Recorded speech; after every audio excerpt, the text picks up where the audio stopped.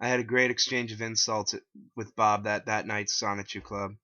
He told me he'd cut me down like he cut down the internet, and I told him he was going down like a dirty clown. Just a little bit of my random access humor shining through. Everything was going great. Sonichu Club. This was mine and Clyde's gift, our gift to the world. Things were getting intense in Sonichu Club. Clyde was giving a speech about squandered potential. He called out to all of us. We are an entire generation of internet slackers, living with our parents till we're 30. We have no Great War, no Great Depression. Clyde was really getting into the swing of things. Internet flame wars? That's our war. Our lives are our depression. He stopped to let that sink in. The first rule of Sonichu Club is no Whoa, whoa, whoa, whoa! The Jewish man descended the steps into the game place's basement. What's going on down here? He asked. Excuse me? Said Clyde. You're not a member. What are you doing here? The man was taken aback. Sign on the front says Michael Snyder's game place. He brushed some dust from his collar. Michael fucking Snyder. He brushed his hair back nonchalantly. Who said you could use my basement here? We have a deal worked out with your daughter, started Clyde, but Snyder cut him off. My daughter's at home sleeping. How much money she get for this? Clyde chuckled. Zip, he said. How much you charging these guys to be up here? Free. Snyder was pissed. He lunged at Clyde, taking him down in one shot. He began wailing on Clyde, with Clyde just laughing it off.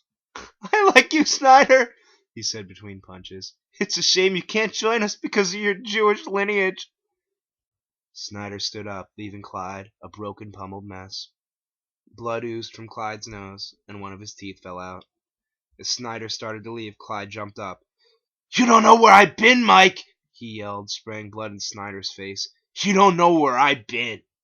Snyder fell to the floor. Okay, Jesus, use my basement, go ahead. Clyde laughed as Snyder left. We never saw him again. Clyde had homework for us this week. We were to pick a total stranger with a different belief structure or skin color than ourselves, and hurl racist and hurtful remarks at them. I chose the black lady who works at Burger King. I told her she was a niggo. I got arrested by Officer Baggett for hate speech, and after a short time in jail returned home to Paper Street with Clyde. With my monthly tugboat, we had government funding, and the insurance check for my blown-up house left us enough money to travel wherever we wanted. That is how we began holding Sonichu Club every night of the week. Clyde began giving out homework assignments every night. Burning crosses in the darkies' lawns, firebombing gay bars, rallies in the woods wearing white hoods, the works. Sonichu clubs began popping up everywhere.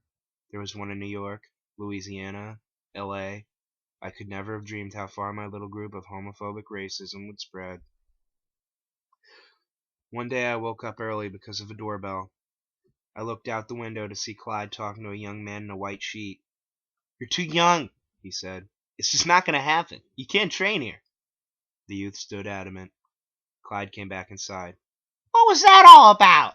I asked him. He looked me up and down. We're going to get some people here. If they look young, tell them they're too young. Fat, too fat. Old, too old. I don't... If they stand there for 20 minutes, let them in. Then we begin. After 20 minutes, the youth was allowed to come in, and Clyde began showing him how to make medallions. The next man arrived. Bob Chandler, the lumberjack. Clyde eyed him. Too old, fat man. Bob started to leave, but I pulled him back. I could make an exception for my own father. The next man to show up was remarkable. He wore a brown and tan striped shirt similar to my own blue and red one.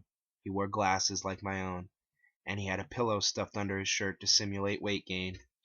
Liquid Chris, he said, reporting for duty.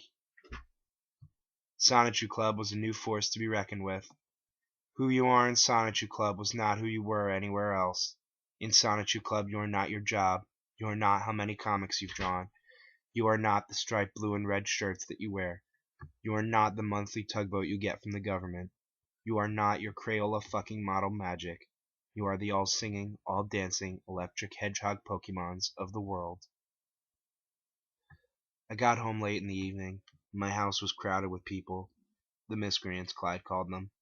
Each one had shaved their heads bald and dressed at all times in white sheets they had bought from someone called the Kikik. I think that's how it's pronounced. They didn't spell it with I's. It's kind of like how you pronounce CWC as quick, even though it's missing the I. As I entered the house, I saw several miscreants making medallions. Clyde called me into the kitchen and gave me a few cans of Reeb.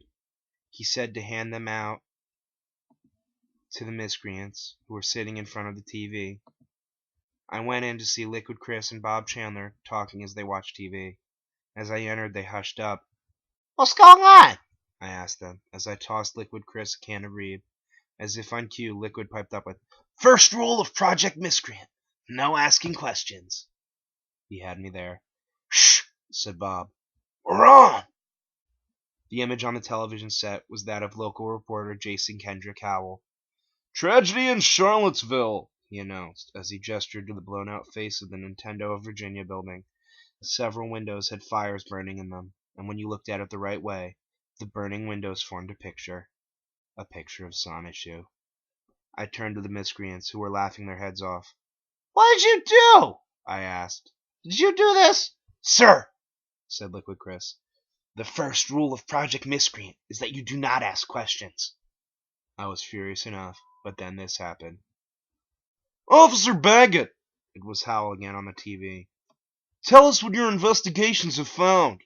"Well," said Baggett, whose name would have been hilarious if it started with another letter, "we have found a link between these recent burnings and some underground KKK and white supremacist groups."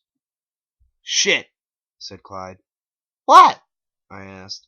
Clyde was not happy with Officer Baggett. "Get ready to go." We left the house and headed for Officer Baggett's home. Baggett was watching TV when the miscreants burst in on him. We tied him down, and Clyde produced a rubber band. My pop Bob pulled Baggett's pants down and wrapped the rubber band tight around his balls. His pickle was hanging out for everyone to see. Dear Sailor Moon, please keep me straight. I was so concentrated on being not a homo that I almost missed Clyde's request. "The knife? Chris, the knife!" I pulled out my pocket knife. I use it to threaten trolls on the internet sometimes. I handed it to Liquid, who held it just under Baggett's balls. "You hear me, Marcus?" This came from Clyde. "Marcus?" Baggett took his eyes off his privates and looked up at Clyde. "We're very important to you. We cook your food, we throw away your trash, we clean up after your pets. We are the all-singing, all-dancing electric hedgehog Pokemon of the world.